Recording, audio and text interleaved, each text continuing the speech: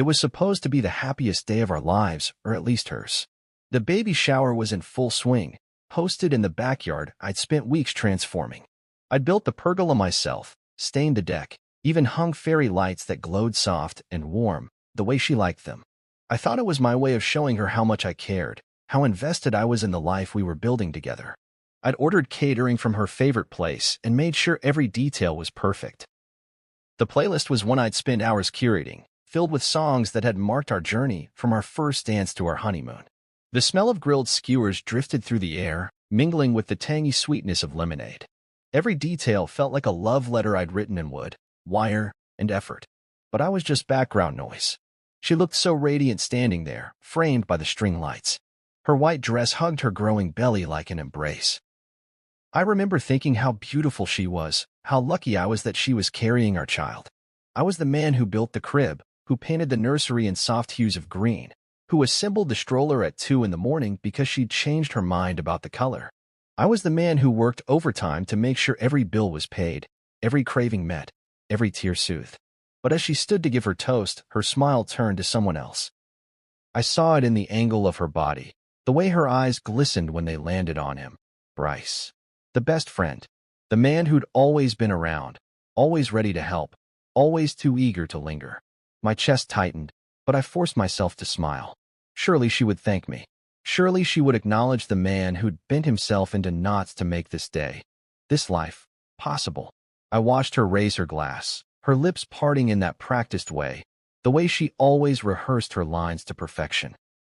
This, she said, her voice warm and honeyed, is the man I wish I had married.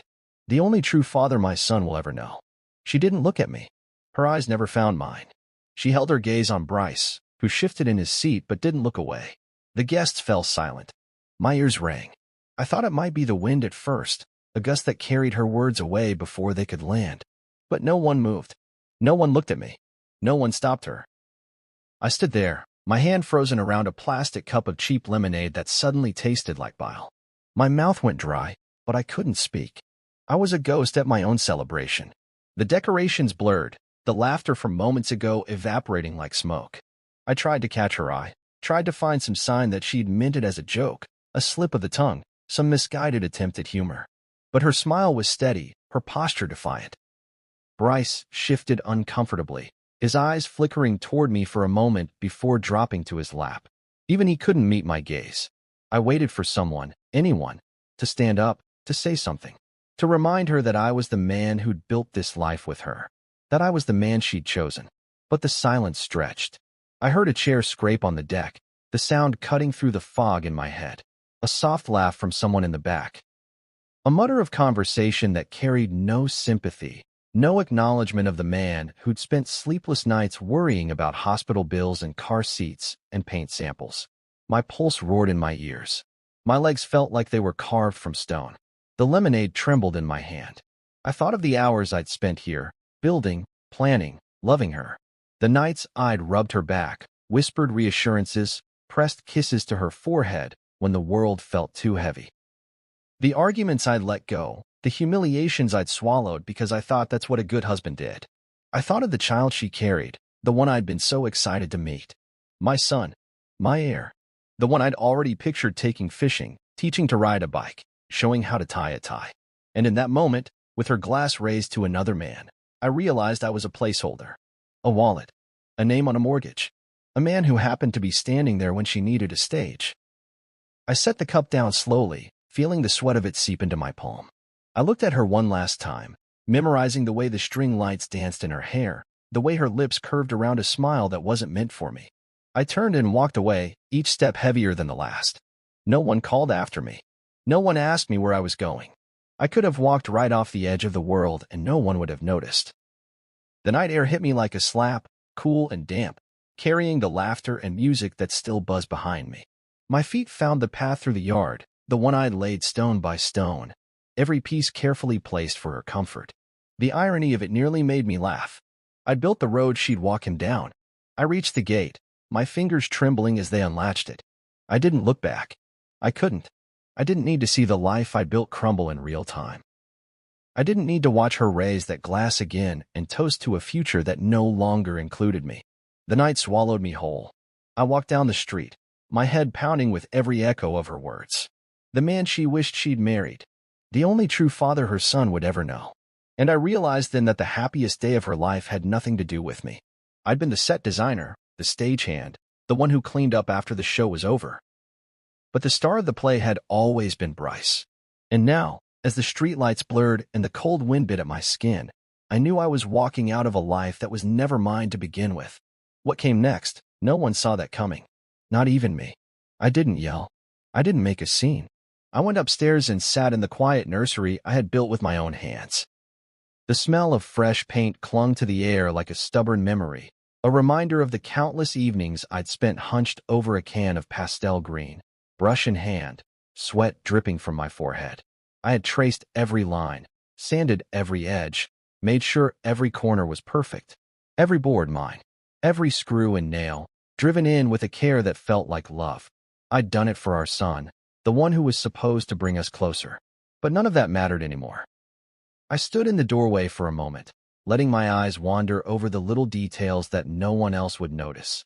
The mobile above the crib, with its wooden stars painted the same shade of blue as the ocean at sunrise. The bookshelf with its carefully selected titles, all alphabetized and arranged by age group. The soft, plush rocking chair I'd driven 2 hours to pick up because Celine had mentioned how much she wanted it. All of it felt like a shrine to a life I thought we were building together. But I was the man she tolerated, not celebrated. I sat in that chair, rocking slowly, the creak of the wood a lullaby that reminded me of the nights I dreamed of reading bedtime stories, of teaching our child to count the stars, of sneaking in one last hug before the night light was switched on. I thought of how many times she'd come home late from dinners with friends or work events, her hair smelling of wine and laughter. I'd always been the patient one, the understanding one. I told myself that's what love looked like. Compromise, trust, blind faith in the person you'd promised to stand beside. But that night, her words at the baby shower repeated in my head like a broken record. The man I wish I had married. The only true father my son will ever know. And each time I heard them, the pieces of me that had held this marriage together cracked a little more. I leaned back and let my eyes close, the rocking chair slowing to a gentle sway. My mind drifted through the years we'd spent together. I remembered our wedding day, the way she'd looked in that ivory dress, the promise in her eyes that felt like a lifetime of us. I remembered the first time she'd called me from work crying, and I'd driven across town with takeout and flowers just to make her smile. I remembered the night she told me she was pregnant, how I dropped to my knees in the living room, tears streaming down my face because I'd never felt luckier. I remembered every apology I'd whispered into the darkness. Every time I'd forgiven her because I believed in the version of her that had said, I do. But now, in the quiet of that nursery, I realized she didn't want me. She wanted someone else. She wanted a man who wasn't me, who would always be closer to her heart than I ever could. I let out a slow breath, my chest heavy. I was done being the man who bent himself in half just to make her comfortable.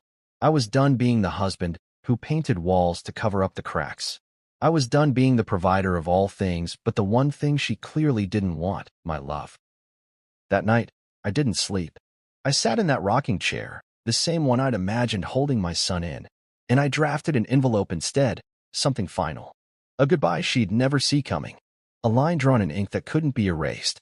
I reached for the small desk I'd placed in the corner of the nursery, a place where I'd planned to document every milestone, every giggle, every first, with a pride that felt infinite. I opened the top drawer and found the heavy, cream-colored stationery I'd bought for birth announcements. It felt poetic, in a way, to use it for something else, a rebirth of myself, maybe. I grabbed a pen and wrote with a hand steadier than I expected. No shaky lines, no hesitations. Just the cold, unwavering truth. Celine, you will never own my silence again. You will never mistake my kindness for weakness. You will never see me as less than the man I am. I paused, letting the ink dry, then folded the letter and placed it in the envelope. I sealed it with a finality that felt like a sigh of relief. I didn't want a confrontation. I didn't want screaming matches or tears that meant nothing. I wanted peace. I wanted my house, my sanctuary, free from the poison she'd let in. I wanted to reclaim the pieces of me I'd given away too easily. I slipped the envelope into my pocket and went back downstairs. The house was quiet now, the party over, the laughter gone. All that remained were the faint echoes of a celebration that had been nothing but a stage for her betrayal. I walked into the living room and sat on the edge of the couch, staring at the empty glasses and the crumpled napkins scattered like confetti. I let my fingers brush over the coffee table I'd built, the one she'd praised a million times but never really saw. It felt like everything else, mine but unnoticed. The night crept in, long and dark, stretching across the windows like a promise of change. I listened to the clock on the wall tick its way to midnight, each second a reminder that tomorrow was coming, ready or not. I was done waiting for someone to choose me. I'd chosen myself, and that would have to be enough.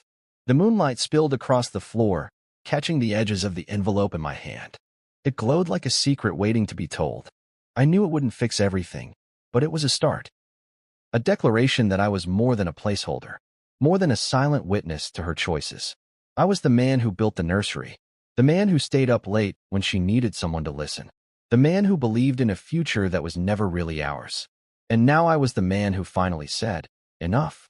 I stood and carried the envelope to the kitchen counter, placing it next to the flowers that had begun to wilt in their vase. The baby shower favors, little bottles of lavender-scented lotion, sat unopened, their ribbons already untangling. I straightened one out of habit, then stopped myself. I wasn't here to fix things anymore. I was here to let go. I turned off the lights, leaving the house in darkness. The nursery upstairs waited like a ghost, but it was mine now. And in that darkness, I felt something I hadn't in years, relief. A quiet that wasn't her silence, but mine. A silence I chose. The next morning came with the heavy hush of decisions made. A thin layer of dew clung to the grass, sparkling in the half-light of dawn like scattered tears. I stood at the kitchen counter, the envelope in my hand feeling like a loaded gun. I thought about the words I'd written, the ones that still burned like a brand on my heart. You will never own my silence again. The sentence felt truer than any vow I'd spoken at the altar. I set the envelope down, its cream edges stark against the polished wood. My hands trembled, but not from fear. It was more like anticipation, like the moment just before a match meets the paper. I heard her footsteps on the stairs. She moved with that familiar rhythm, the way she always had, each step rehearsed, purposeful, like she was choreographing a moment. She came down humming, some pop tune I couldn't name but recognized from the radio. She didn't even glance at me as she walked toward the fridge, her hair tied up in a loose ponytail that revealed the delicate slope of her neck. I used to love that neck. I'd kissed it 1,000 times. Now it felt like the back of a stranger. She opened the fridge, rummaging for orange juice, as if last night had been any other night. As if her words, so sharp, so final, hadn't sliced through my chest. She closed the fridge door and turned. Her eyes landed on the envelope. Her smile faltered, the hum dying in her throat. She reached for it with careful fingers, as if afraid it might bite. She opened it slowly, her eyes scanning the paper. I watched her read the letter attached to the deed to the house. I'd spent months preparing it. Every signature, every line, every detail. I'd quietly removed her name when things had started to shift, back when her phone would light up with messages from Bryce at all hours, when she'd roll over in bed and say, it's just work. I'd known better then, but I'd stayed quiet. I'd told myself it was easier to trust her than to confront the truth. Now I watched the truth hit her like a slap. Her face paled, the color draining from her cheeks as she realized what she held. I stood there, arms folded, steady. I didn't flinch. She looked up at me, her eyes wide with something that might have been fear or maybe disbelief. Her lips parted as if to speak, but no words came out. That silence said more than any outburst. She'd been expecting me to break. She'd expected a fight, maybe even tears. But not this. Not cold, hard lines on a piece of paper that told her she had 30 days to leave. You have 30 days, I'd written. For words. For bullets. For iron bars on the prison she built for me. Her fingers trembled as she held the letter, the pages crinkling under the pressure. She looked at me like she was seeing a ghost. Maybe she was. I felt like one. A man who'd given everything, and now had nothing left to give. She didn't cry. She didn't scream. I wondered if she'd spent so long rehearsing her part in this story that she'd forgotten how to improvise.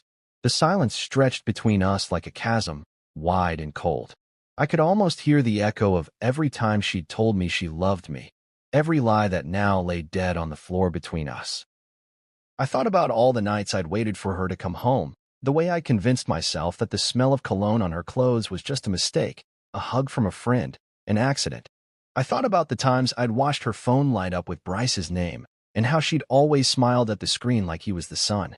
I believed her when she said he was just a friend. I'd swallowed every bitter pill because I thought that's what love demanded. But now I saw it clearly.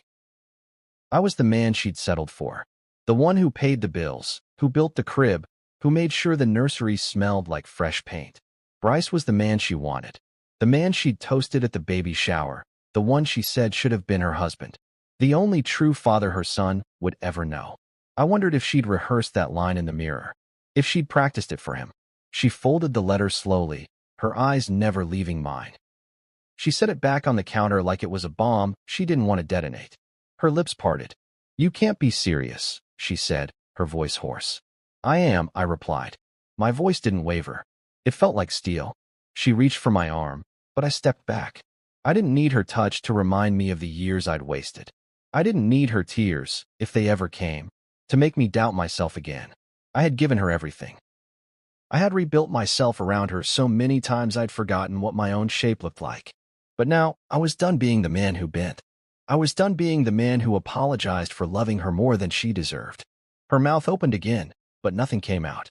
That silence, so raw, so complete, was the final proof that she'd never seen me, never understood what I'd built for her, never appreciated the man who'd put his soul into every plank of this house, every stroke of pain in that nursery. She'd expected me to fight, to beg, to crumble. But I wasn't that man anymore. I was the man who'd written the letter. I was the man who'd erased her name from the deed. I was the man who'd found his voice. She left the letter on the counter, her hand lingering on it for a moment, as if hoping the words might change. But they didn't. They never would. I watched her turn and walk away, her steps slower than they'd been on the stairs that morning. She didn't look back. I didn't call her name. The quiet that followed was heavy, but it felt clean, like a wound that finally got to breathe. I let out a breath I hadn't realized I'd been holding. I picked up the envelope, running my thumb along the crease she'd made when she'd folded the paper. It felt like a scar, a reminder of what we'd been and what we'd never be again. I set it back on the counter, next to the fading flowers from the baby shower. The petals had started to curl at the edges, their bright colors dimming, their fragrance fading. I wondered if she'd notice. I wondered if she'd care. The sun had risen fully now, its light spilling across the kitchen floor like a promise. I let it warm my face. I felt stronger than I had in years. I had taken back what was mine. My house. My name. My voice. And for the first time in a long time, I felt like I could breathe again. The man she thought would always be there, always forgiving, always folding himself around her needs, he was gone. In his place was a man who'd chosen himself. A man who'd written his own ending. A man who'd said, enough. For years, I'd given Celine everything: money, time, silence. Every time she asked for space, I gave it. Every time she asked for more, I found a way to provide. I'd convinced myself that love meant sacrificing my own needs, that being a good husband meant putting her happiness before my own. I told myself that if I loved her enough, she'd eventually see me. But all those years felt like a lie now, unraveling thread by thread as I sat in my office, the place I'd made my refuge long before I knew I'd need one.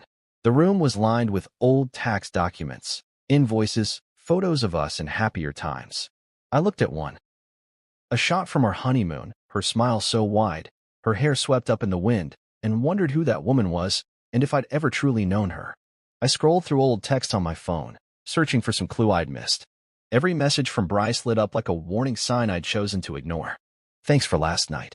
Couldn't have done it without you. You're a lifesaver. Drinks on me next time. Don't worry, I'll always be here for you. Always. That word stung like a wasp. I'd believed their friendship was harmless, that my jealousy was the problem. I told myself I was being insecure, unreasonable, that she'd never do that to me. She'd always said I was her rock, her safe place. But the truth was she'd built a bridge right over me, and Bryce had walked across it. I remembered all the nights she'd come home late, her hair smelling like cologne that wasn't mine. I'd never said anything, never accused her. I just smiled, asked how her evening was, and pretended that the tightening in my chest was nothing more than tiredness. I believed her excuses about work dinners, about how he was just a friend. I believed her because I wanted to. Because believing her was easier than admitting that I was living in the echo chamber of a marriage built on half-truths. Now, as I sat in the office, the glow of my computer screen casting pale shadows on the walls, I felt like I was finally waking up. I opened the folder I'd been too scared to open before, a folder labeled Receipts. Every time she'd canceled plans at the last minute. Every time Bryce's name had appeared on our credit card statements at restaurants I'd never been invited to. Every time she'd come home wearing that perfume I'd never bought her. I documented it all, not because I wanted to destroy her, but because I needed proof I wasn't crazy. Because somewhere inside me, I'd known all along. My fingers hovered over the keyboard as I read through an email she'd sent him. Thank you for understanding me better than anyone else ever has. It felt like a knife twisting in my ribs. I tried to remember the last time she'd thanked me for anything. When was the last time she looked at me like I was her partner, her equal? It felt like a distant memory, like a scene from someone else's life. I wondered if she'd ever felt that way about me, or if I'd just been the man who made her life easier. The man who paid the bills and fixed the leaky faucets. The man who didn't ask too many questions. I leaned back in my chair and closed my eyes, the weight of it all pressing down on me like a stone. I thought about the day she'd met Bryce, how she'd introduced him to me with that bright smile and a laugh that felt rehearsed. "This is Bryce," she'd said, her hand resting on his arm like it belonged there. "He's like family." Like family. I should have known then. But I'd let it go, let it slide like I always did. Because I trusted her.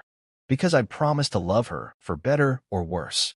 I just never imagined the worse would look like this. My phone buzzed with a message from an old friend asking if I was okay. I stared at it for a moment, then typed back, "Yeah, I'm fine." The lie felt easier than explaining the truth. How do you tell someone you've been living a lie? That the woman you thought you'd grow old with had written you out of her story long before you realized you were no longer the hero? I thought about replying with the truth, with the whole messy, humiliating truth. But I didn't. I couldn't. It felt too raw, too real. Instead, I let the message sit there, unread, a monument to the silence I'd accepted for so long. I opened the filing cabinet beside my desk and pulled out the old wedding album. The cover was worn, the corners frayed from too many moves, too many nights when I'd reached for it in the dark to remind myself why I was still here.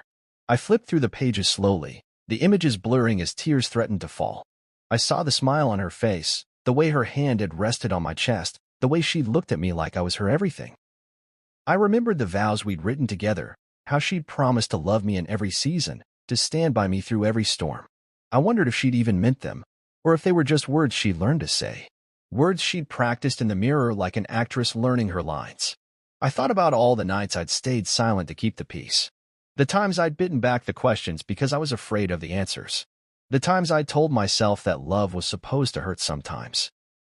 But love wasn't supposed to feel like this, a never-ending echo chamber where my own voice got swallowed by hers. Where my needs were background noise, where my dreams were always second to hers. I closed the album and set it back in the drawer. I stood and walked to the window, staring out at the yard I'd built with my own hands. The fence I'd mended, the flower beds I'd planted. The swing set I'd started to build when she told me she was pregnant, before I knew that even the idea of fatherhood would be stolen from me. The sun was setting, the light fading from gold to gray. I pressed my forehead against the glass and let the coolness seep into me. It felt like a reset, like a moment to breathe. For the first time in years, I didn't feel like I was waiting for her to come home. I didn't feel like I needed her to complete the picture. I turned back to the room, my office, my sanctuary.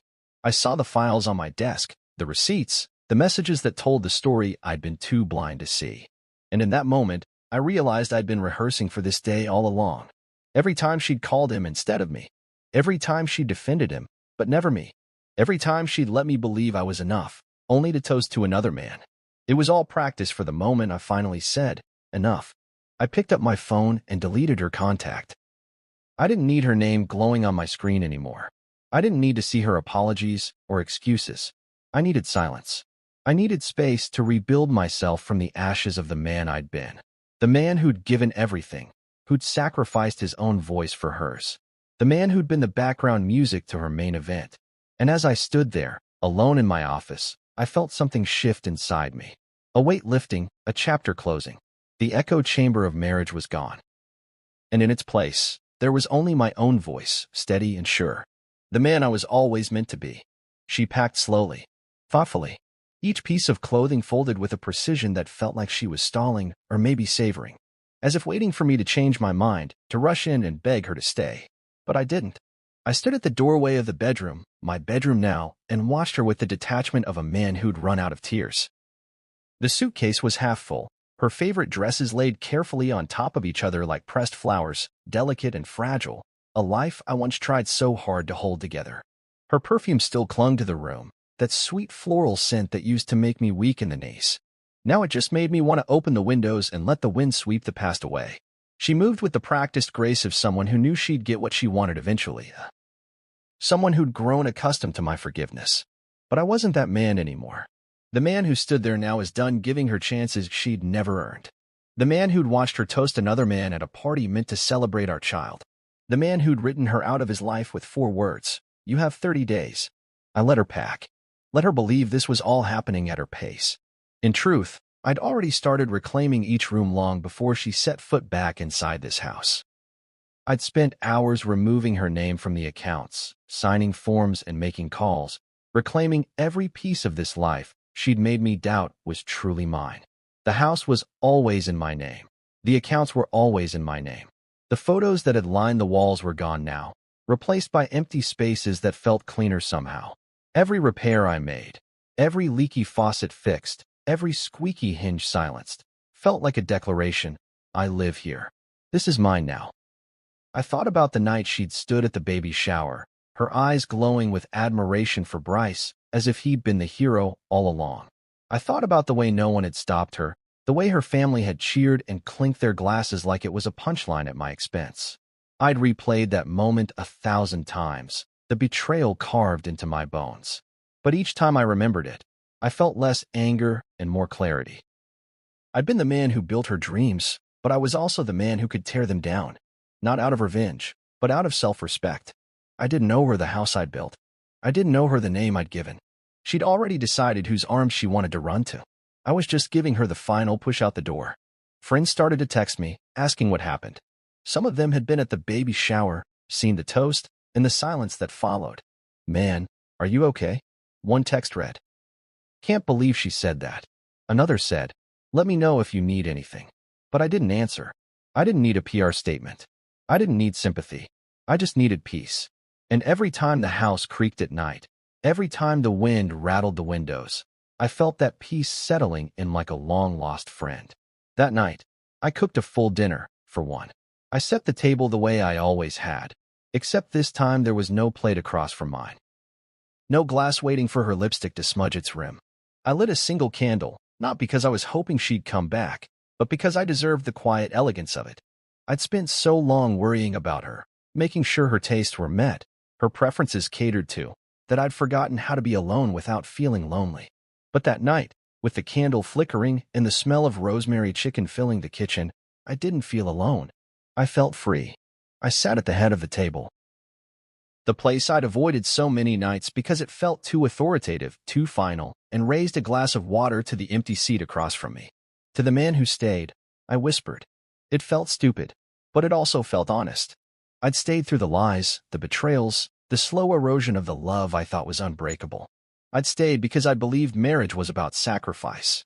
But I was learning slowly, painfully, that some sacrifices aren't noble. Some are just self-betrayal dressed up as devotion. I took a bite of the chicken, savoring the herbs, the salt, the crackle of the skin I'd browned just right.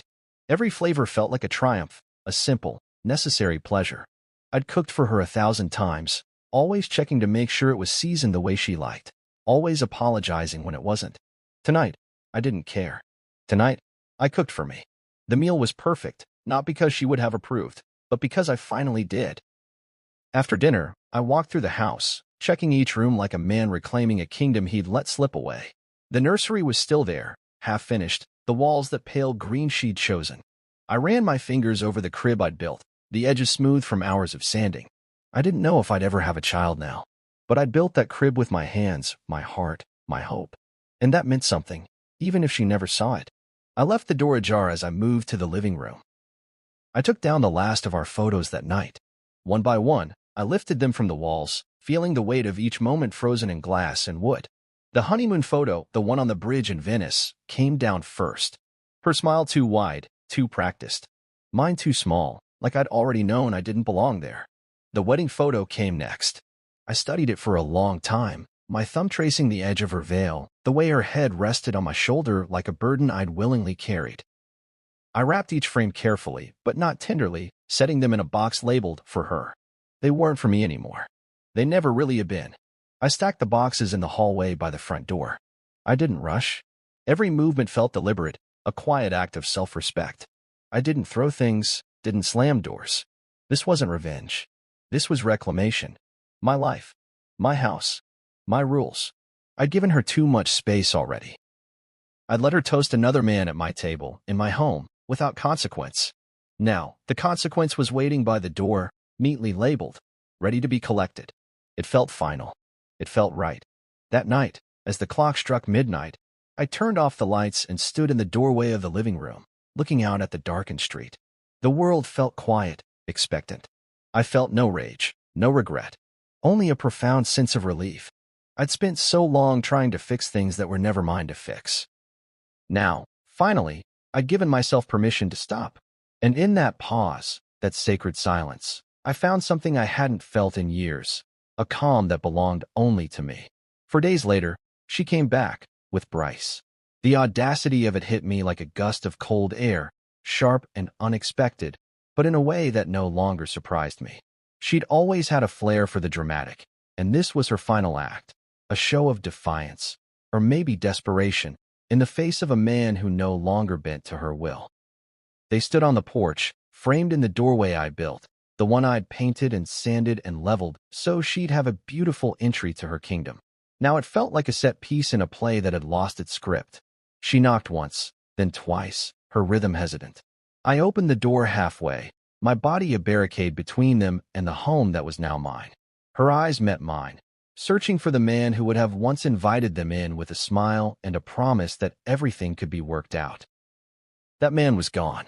She cleared her throat and gestured behind her with a small, uncertain wave of her hand. "Can we talk?" she asked, her voice soft, like the wind through dying leaves. I leaned against the doorframe, arms crossed, letting the silence stretch. "Talk about what?" I asked, and even I was surprised by the calm in my voice. It was the kind of calm that comes after a storm, the kind that feels like a gift earned through suffering. Her eyes darted to Bryce, who shifted from one foot to the other like a child caught somewhere he shouldn't be. His hands were shoved into his pockets, his head ducked just enough to make me think he was ashamed, but not enough to actually apologize. Celine took a breath, her mouth opening and closing like she was rehearsing her lines. She finally settled on the obvious, nodding toward the envelope she clutched in her hand, the one I'd left her days ago. "You can't be serious," she said, the paper trembling between her fingers. This is extreme." I didn't blink. "I am," I said, my tone even, my resolve unshaken. 30 days. It's all there in black and white." Bryce stepped forward then, his hand half raised like a peace offering. "Look, man, I know this is complicated. I know there's a kid on the way." He tried to sound reasonable, like he was the only adult in the room. Like he was doing me a favor by stepping in. Like he hadn't been the one she toasted to in front of everyone we knew, calling him the only true father her son would ever know. I cut him off with a stare that could have split wood. "You already said you'd be the father. Act like it." My voice was low, but the venom in it was unmistakable. I watched his face pale as the words sank in, his eyes darting to Celine like he was looking for a script that no longer existed. Celine flinched. The truth landed harder than she expected. She looked at me then, really looked, like she was seeing a man she'd never met. Maybe she hadn't. Maybe the man she'd known had been a shadow of the one standing here now. This version of me who no longer gave her the benefit of the doubt, who no longer gave her free passes just because I'd once believed her smile meant everything. She opened her mouth, but the words didn't come. Maybe they were stuck in her throat. Maybe they'd never existed at all. I didn't care anymore. The silence that fell between us felt cleaner than any explanation she could offer. Bryce cleared his throat, shifting his weight again, his fingers curling into fists at his sides. "Think about the baby," he tried, the last card he had to play. Like my love for a child she'd made me question would be enough to make me fold. I stepped back just enough to let the light from the hallway hit my face. I said, "and I'll do what's right. But that doesn't mean letting you or her pretend this is still your home." I leaned in then, close enough for him to smell the months of anger I'd buried. "You don't get to be the hero here. You're the man she toasted at my table, remember? You wanted this. Now you own it." He didn't have an answer. His mouth opened, but all that came out was a shaky breath. Celine reached for his arm, but he pulled back, her touch too heavy in that moment. Maybe he realized then that she dragged him into something she couldn't control. Or maybe he saw what I saw, a woman who'd played too many games for too long with too many hearts. I shut the door before she could respond. The click of the latch felt final, like the last period in a long, painful story. I stood there for a moment, my hand resting on the doorknob, feeling the tremor in my fingers. Not from fear, but from relief. I'd done what needed to be done. I'd faced them both, unflinching, and walked away with my dignity intact. I turned and walked down the hall, each step lighter than the last. The house felt different now, like it had exhaled a breath it had been holding for too long. The walls didn't echo with her laughter anymore. The rooms didn't smell like her perfume. It felt like mine again, a home I could rebuild, brick by brick, with hands that no longer trembled at the thought of losing her. I passed the nursery door and paused, my fingers grazing the frame. I thought about the plans we'd made, the bedtime stories, the first steps, the way we'd promised each other that we'd build a life worth remembering. But the promises had been hers, not mine. She'd made them for show, for the illusion of a family she never intended to honor. I'd believed them because I'd wanted to, because I'd thought love meant never questioning the person you chose to spend your life with. But love wasn't supposed to hurt like this. Love wasn't supposed to feel like a noose around your neck. I turned away from the nursery and headed back to the living room. The boxes were still there, waiting by the door. Her things, her memories, her lies. I didn't need them anymore. She could come get them, or I'd drop them off on the curb. Either way, they weren't staying here. Not in the house I'd bled for, the house I'd rebuilt from the ground up with hands that knew the price of loyalty. As the sun dipped below the horizon, I felt a peace settle over me, quiet and steady. I was done waiting for apologies that would never come. I was done giving second chances to people who'd never earned them. I was done being the man she'd left behind. I was the man who'd survived. And that was enough. In the quiet that followed, I reclaimed the silence like a man finding his own voice for the first time. The house felt different still, but not empty. It was a different kind of silence, one that didn't carry the weight of unsaid words or the tension of waiting for footsteps that never arrived. This silence was mine. It was the sound of a chapter closing, the final punctuation on a story I'd outgrown. I walked through each room with a sense of purpose I hadn't felt in years. Every step felt like a declaration. I'm still here. And now, I choose me. I started with the boxes, hers, not mine. I stacked them in the living room like a wall between my past and my future. Each box was labeled in my own handwriting. Clothes, shoes, keepsakes, trinkets. Even the nursery things had been carefully folded and packed. I'd labeled them too. Baby's things, returned to Celine. I'd left nothing behind for her to cling to, no loose ends for her to use as leverage. She'd made her choice, and now I'd made mine. There would be no confusion about where we stood. Then I turned my attention to the nursery. The smell of baby powder and fresh paint still lingered, like a ghost of the life I'd once imagined. I opened the closet, the tiny clothes still on their hangers, tags untouched. The mobile above the crib swayed gently, the wooden stars and moons spinning as if searching for a lullaby that had never come. I felt a pang, something between grief and release. I'd built this room with the hope that it would be a haven for the life we'd created together. But now it felt like a tomb for a dream that never belonged to me. I started boxing things up, onesies, tiny socks, the stuffed bear with a bow tie that she'd insisted on buying even before the baby was real. Every item folded with the same care I'd used to build the crib, each one marked with a label. I didn't want her to say I'd stolen anything from her or from the baby. I didn't want there to be any doubts. I wanted her to see that I was the man who'd done everything right, even in the end. Every box I taped shut felt like closing a wound. I wasn't packing away memories. I was packing away lies. Once the nursery was stripped bare, I sat on the floor in the middle of that empty room. The walls, once a soft green, now looked harsh and sterile in the afternoon light. I let the quiet fill the space, feeling the echoes of a life I'd tried so hard to build. I thought about all the nights I'd sat in that rocking chair, imagining a baby's laughter, a family that felt real. I thought about all the times I'd planned for the future without realizing she'd already ridden me out of it. The pain was there, raw and insistent, but beneath it was a clarity I hadn't known I needed. I didn't owe her any more pieces of myself. I didn't owe her explanations or apologies. I owed myself the chance to start over. I stood up and moved to the closet. Inside, I found a shoebox of old letters, her letters, notes she'd left on the fridge, cards she'd given me for birthdays and anniversaries. I read a few lines, each one ringing hollow now, like a song I'd heard too many times to believe anymore. You're my rock. I can't imagine my life without you. I'm so lucky to have you. Each sentence felt like a paper cut, small, but stinging all the same. I put the letters back in the box, sealed it with tape, and carried it to the living room to join the others. I'd let her decide what to do with those words. They weren't mine anymore. In their place, I turned the nursery into an office. I carried in the old oak desk from the guest room and set it by the window, where the sunlight streamed in like a promise. I unpacked my laptop, my files, my notebooks. I filled the shelves with my books, some on woodworking, some on finance, some on anything but her. Every item that went onto those shelves felt like reclaiming a piece of myself. I hung a small clock on the wall and watched the second hand tick, each movement a reminder that time only moved forward, that I could move forward, too. I opened a fresh notebook and started to write, not a letter to her, not a list of grievances, but plans, dreams that were mine alone. A list of things I'd put on hold while I'd been busy holding her together. I wrote about the business I'd always wanted to start, the trips I'd never taken, the classes I'd wanted to take. I wrote about the father I still wanted to be one day, maybe not now, maybe not soon, but someday. I wrote about the kind of man I wanted to be, honest, whole, unafraid of silence. A man who didn't bend to fit someone else's idea of love.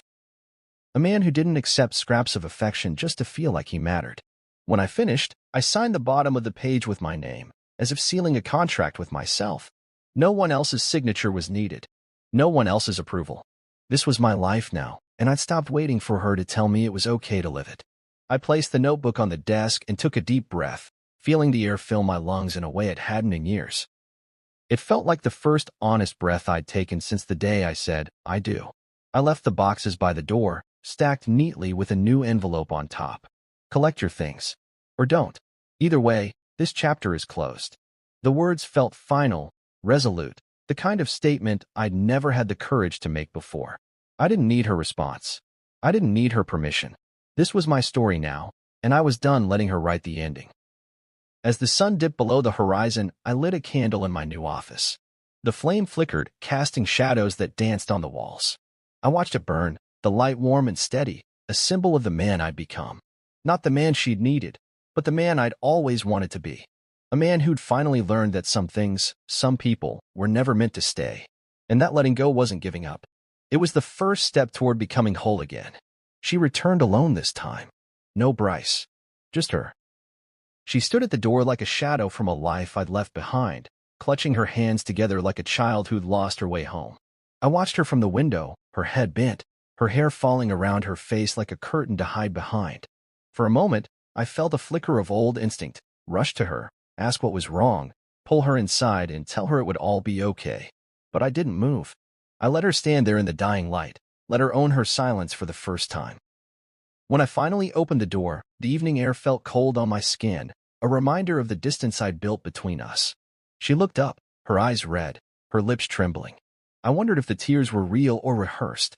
"Do you still love me?" she whispered, her voice so small it could have broken if I tried to hold it. A question that once would have crushed me. Now it felt like the final test, the last lie she wanted to believe. "No," I answered truthfully. My voice didn't tremble. It didn't catch in my throat. It just existed, strong and sure, like a bridge that no longer needed repairs. "I love someone I thought you were." The words felt clean, like water running over old wounds. I let them hang between us, let them cut as sharply as her toast at the baby shower had cut me. She looked away, a flush of shame, or maybe regret, crossing her face. "I didn't mean it like that," she said, her fingers knotting together, twisting the truth like a towel she couldn't wring dry. "You know that." It was just she paused, searching for an excuse that would make it all go away. "I was just trying to." "I don't know. Thank him for everything he's done." I stared at her, remembering every time she'd praised him, every time she'd defended him while I stood in the background, the placeholder husband. I know, I said. That's what hurts the most. Because she hadn't just thanked him, she'd elevated him. She'd handed him the title of the only true father her son would ever know, like I was a footnote in her story. Like I was the afterthought she'd settle for if her real hero didn't show up. She blinked, her tears finally falling, darkening the neckline of her blouse. I wondered if they were for me or for the story she'd told herself about us. I never wanted it to be like this, she said, her voice trembling now. I never wanted to hurt you. But she had. Again and again. With every late night, every secret message, every laugh shared with him that she'd never shared with me. With every moment, she'd chosen him over me. I could see it in the way she avoided my gaze now, like she couldn't bear the reflection of who she'd become.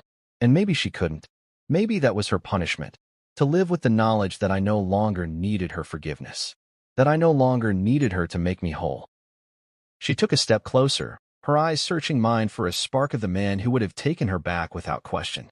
I know I messed up, she whispered. I know I was wrong, but I still want us to be a family. I still want to. Her voice cracked, the last word lost in the wind. I shook my head, my resolve firm. Some things, once broken, don't get glued back together, I said. Especially when the glue is always one-sided. I didn't need her apologies. I didn't need her explanations. I didn't need to be the man who carried her guilt so she wouldn't have to. That chapter was over. She looked at the boxes stacked by the door. Her things. Her memories. The pieces of the life she'd chosen to leave behind. She reached for one of them, her fingers brushing the tape, but she didn't lift it. Do you hate me? She asked, her voice barely more than a breath. I met her eyes. No, I said, but I don't love you either. And that's the difference. I could see the tears well up again, the realization that she'd lost something she couldn't name, something she'd never really understood. She'd lost the man who would have stayed, the man who would have forgiven, the man who would have rebuilt every broken bridge, no matter how many times she'd set it on fire. She didn't apologize. I didn't ask her to. Some wounds don't need apologies. Some truths stand on their own. She nodded once, slowly, her shoulders sagging like the weight of her choices had finally caught up with her. Okay, she said. I understand. But I wasn't sure she did. I wasn't sure she ever would. She picked up one box, then another, stacking them carefully like she was afraid to disturb the dust of what we'd been. She didn't look back as she carried them to her car, the same car I'd helped her pick out, the one I'd taught her to drive when she was too nervous to go alone. Each step she took felt like a final goodbye. The sound of the trunk closing was like a door slamming shut in a house I'd already left. When she came back for the last box, she paused at the doorway, her eyes lingering on the space that had once been ours. I watched her, my arms crossed over my chest, feeling no urge to help her, no urge to reach for her. She stood there like she wanted to say something, but the words didn't come. And maybe that was for the best. Because sometimes silence is the only answer that makes sense. She turned and left, her footsteps soft on the porch I'd built with hands that had once believed in forever. I didn't watch her drive away. I didn't need to. I'd watched her leave 100 times before, in every look she'd given him, in every lie she'd told me. This was just the first time I'd let her do it without me standing at the door, hoping she'd turn around. I closed the door behind her and leaned against it, the quiet of the house settling around me like a blanket I'd earned. The boxes were gone. The lies were gone. The woman I'd once loved was gone, too. And in that empty space, I found something I hadn't known I was missing: peace. Not the fragile kind that comes from compromise, but the sturdy kind that comes from choosing yourself. For the first time in a long time, I didn't feel like I was waiting for her to come back. I didn't feel like I was holding my breath. I felt like a man standing on solid ground, ready to build a life that didn't depend on anyone else's choices but my own. I turned off the porch light, locked the door, and walked back through the house that felt like mine again. Every step was a promise to myself. Every breath was a reminder that I'd survived. And that was enough. The cradle I had carved for our son still sat in the workshop, a quiet testament to everything I had once believed in. I hadn't planned on finishing it, but the day after she left for good, I found myself drawn to it like a magnet. The room smelled of sawdust and old varnish, the scent comforting in its familiarity. I ran my hand over the raw wood, feeling every groove and imperfection, the places I'd meant to smooth, to perfect. But now, I didn't bother. I let the edges stay sharp, the corners remain rough. I wanted it honest, unfinished, just like the life it was supposed to hold. I worked on it for hours, the afternoon sun slanting through the windows, catching the floating dust like tiny stars.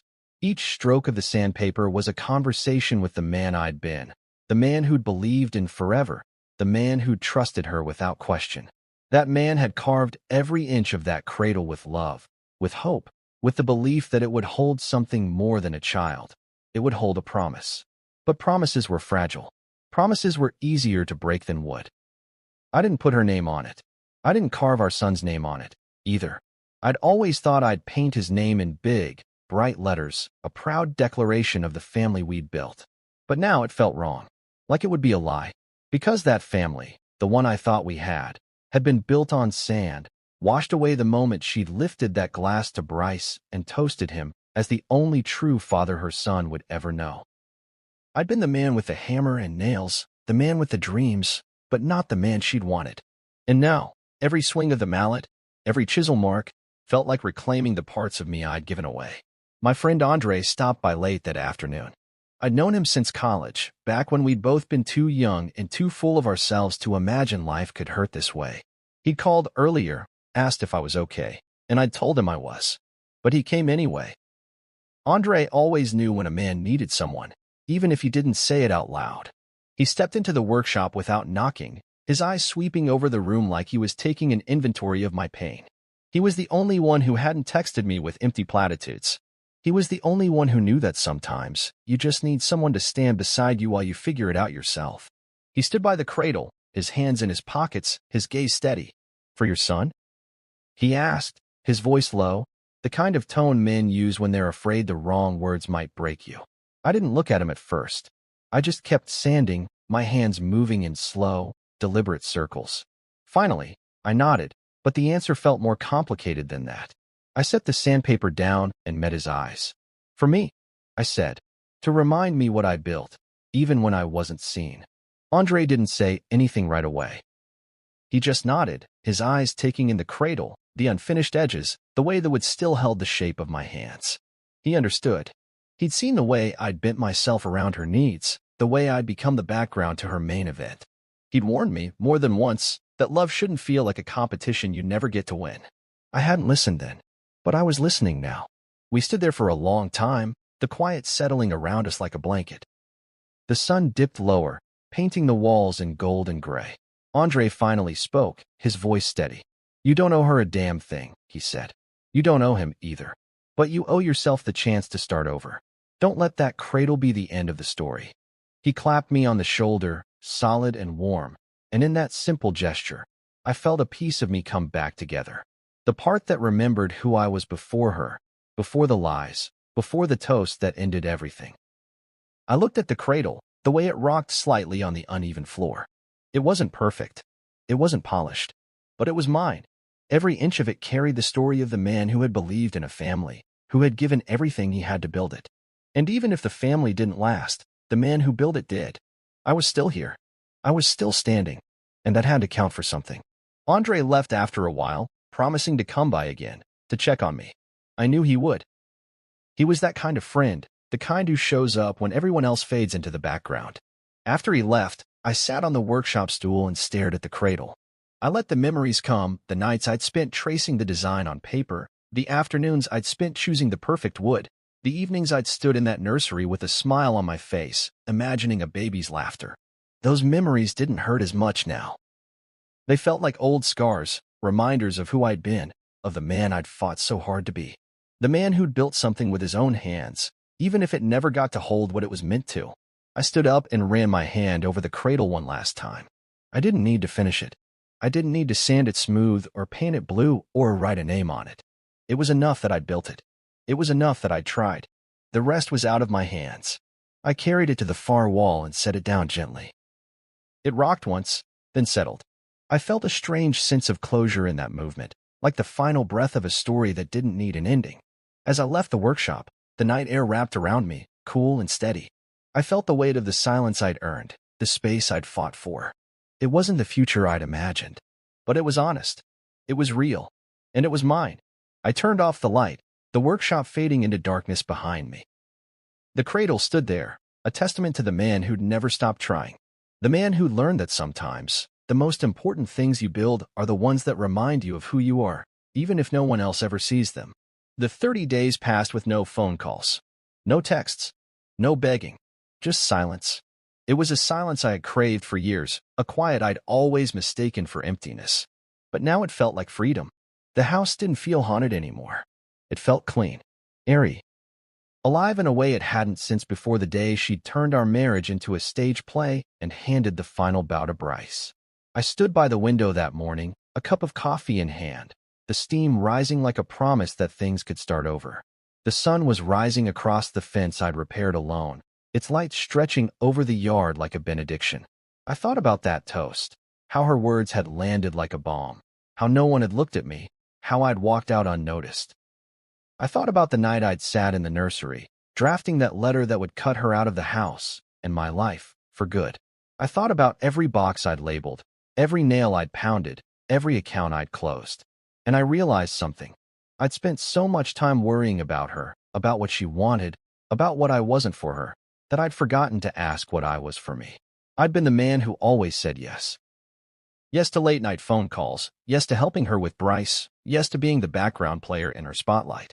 But now I was the man who finally said no. And that made all the difference.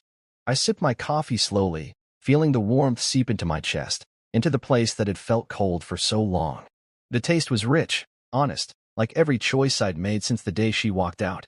The house felt different now. The echo of her footsteps was gone. The air felt new, as if it had been scrubbed clean of her perfume, her laughter, the ghost of her apologies. I'd repainted the nursery, turned it into an office where I could breathe. The cradle I'd built sat in the corner of the workshop, unfinished and perfect in its imperfection, a reminder that sometimes things didn't go the way you planned.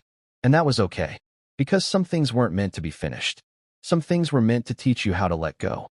The friends who'd stayed in my life, like Andre, had texted now and then, asking if I wanted to go out for a drink or come over for a game night. I'd said yes a few times and no a few others. I was learning that it was okay to choose myself, that the world didn't end if I decided I didn't want to talk about it, that the world didn't end if I decided I didn't want to share every detail of my pain, that the world didn't end if I chose silence over explanation. I set the empty cup down and stood at the window, watching the light shift across the yard. The fence I'd repaired, the one she'd wanted me to paint white, but I'd chosen natural wood instead, stood tall and straight. It looked stronger than it ever had. I felt that way too. Stronger. Whole.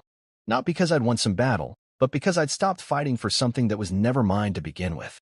I thought about her sometimes, where she might be, what she might be doing. I wondered if she was with Bryce now, living the life she'd so publicly claimed she wanted. But it didn't matter, because I wasn't there. And that was enough. I was here, in the home I'd built, surrounded by the choices I'd made for myself. I didn't need her to see me. I didn't need her to understand. I didn't need her at all. I turned away from the window and took a deep breath. The house felt like mine again, each room a space I'd earned with every tear I'd shed, every lie I'd uncovered, every truth I'd finally learned to speak. I'd been the man who always said yes, the man who bent himself in half to fit her mold.